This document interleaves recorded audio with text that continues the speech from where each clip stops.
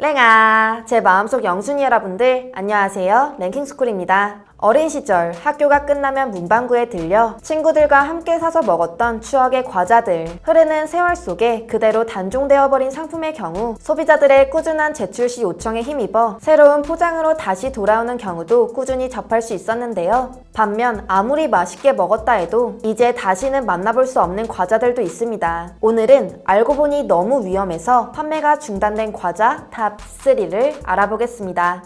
3위, 미니컵 망고젤리. 학교 앞 문방구에서 낱개로 하나씩 팔거나 마트에서 한 통 단위로 팔곤 했던 미니컵 망고젤리 기억하시는 분들 계신가요? 한 입 정도의 크기로 작은 플라스틱 미니컵에 포장되어 있던 망고젤리는 뚜껑을 잘못 벗기면 국물이 손에 묻었기 때문에 조심조심 조금씩 까먹어야 했죠. 그냥 먹어도 부드럽고 맛있었지만 얼려 먹으면 그야말로 별미였던 망고젤리를 어느샌가 어디에서도 찾아볼 수 없게 된 이유, 바로 부드럽고 미끄러운 망고젤리의 특성에 있었습니다. 작은 플라스틱 미니컵에 포장된 젤리는 입으로 직접 빨아먹어야 했는데 특유의 탱탱한 질감 때문에 쉽게 씹히지 않았던 것은 물론 미끄럽게 넘어가 버려 잘못 섭취할 경우 질식의 위험이 있었는데요. 아니나 다를까 이 미니컵 젤리로 인한 사망자가 1년 새 무려 3명이나 발생하고 말았습니다. 제품이 담긴 큰 플라스틱 통에는 식품의 섭취 시 어린이나 노약자는 질식의 위험이 있으니 잘게 썰어서 드십시오라는 주의사항이 명시되어 있었지만 미니컵 젤리는 주로 낱개로 판매하는 경우가 많았고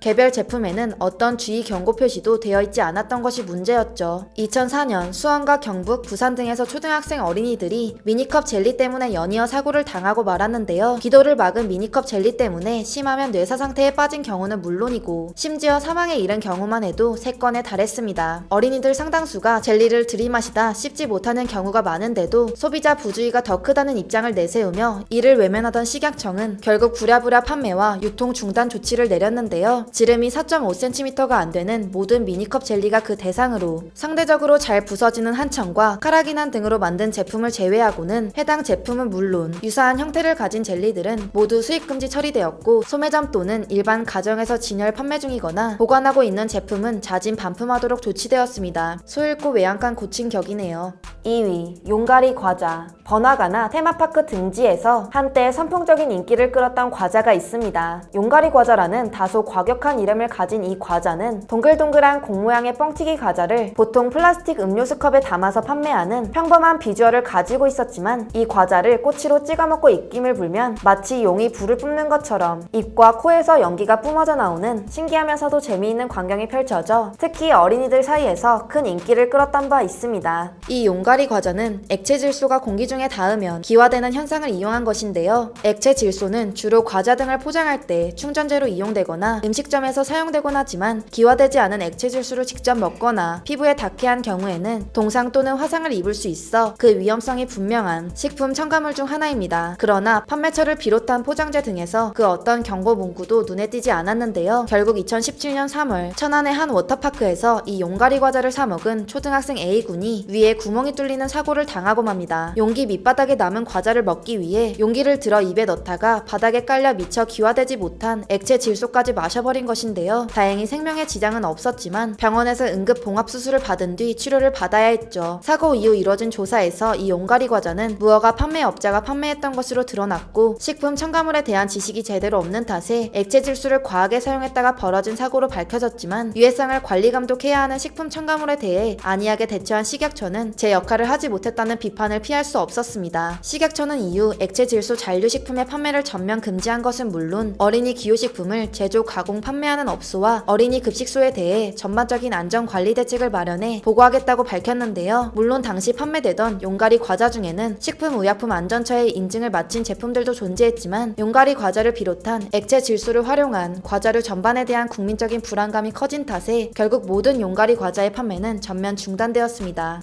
1위, 빙글빙글 주렁주렁. 1995년부터 1996년까지 판매되었던 추억의 과자 빙글빙글 주렁주렁. 최근 포핑쿠킨 또는 가루쿡이라는 이름으로 유튜브 등지에서 인기를 끌고 있는 과자들과 비슷한 방식의 DIY형 분말 과자의 일종이었던 빙글빙글 주렁주렁은 직접 만들어 먹는 재미를 내세우며 아이들의 관심을 한몸에 받았는데요. 일본 식품회사 가네보의 기술을 도입, 혜태 제과를 통해 판매된 이 젤리는 당시 이례적으로 TV, CF까지 방영되었고 2개월 동안 무려 800만 300만 봉지가 넘게 팔릴 정도로 상당히 인기가 좋은 과자였습니다. 이 젤리를 먹는 방법은 이렇습니다. 동봉되어 있는 흰 가루를 식판의 큰 부분에 쏟아붓고 포도송이 모양의 플라스틱 구조물을 물에 적신 뒤 흰 가루에 대고 빙글빙글 돌리면 물에 젖은 가루가 구조물에 말 그대로 주렁주렁 매달리게 되고 이것을 소스에 찍어 먹는 방식이죠. 이런 마법 같은 일이 벌어지게 하는 흰 가루의 주성분은 바로 감자전분으로 수분을 만나면 보라색의 반투명 콜로이드 상태가 되는 특징을 이용한 것이었는데요. 다만 이 가루는 흡착성이 매우 커서 설명서대로 물에 개지 않고 가루 형태로 바로 섭취하게 되면 호흡기관의 수분과 만나 그대로 젤리 상태가 되어버려 체외 배출 곤란 및 호흡 곤란의 위험이 컸습니다. 말로만 들어도 위험천만한 이 과자는 별다른 제재 없이 팔려나갔고 결국 1996년 1월 12일 경상남도 마산시에서 한 3살짜리 어린이가 이 과자를 분말 상태로 그냥 먹다가 흡인성 폐렴으로 결국 사망한 사건이 발생하고 말았습니다. 당시 X선 촬영 결과에 의하면 오른쪽 폐 전체가 그 과자 분말로 뒤덮여 있었다고 하는데요. 이 전대미문의 사건으로 인하여 그 즉시 빙글빙글 주렁주렁은 제조 및 판매가 중지되었고 이미 시중에 풀린 제품까지 전량 회수 조치되었습니다. 사실 이 사건은 피해자가 해당 제품을 올바른 방법으로 사용하지 않아 발생한 사고였기에 제품이 계속 판매된다 해도 법적으로 문제될 것이 없었다고는 하지만 빙글빙글 주렁주렁은 1996년 1월 31일을 기점으로 세상에서 사라졌습니다. 비극적인 사고가 발생한 과자가 판매될 리 만무했고 도덕적으로도 비난받을 여지가 충분했기 때문이었겠죠.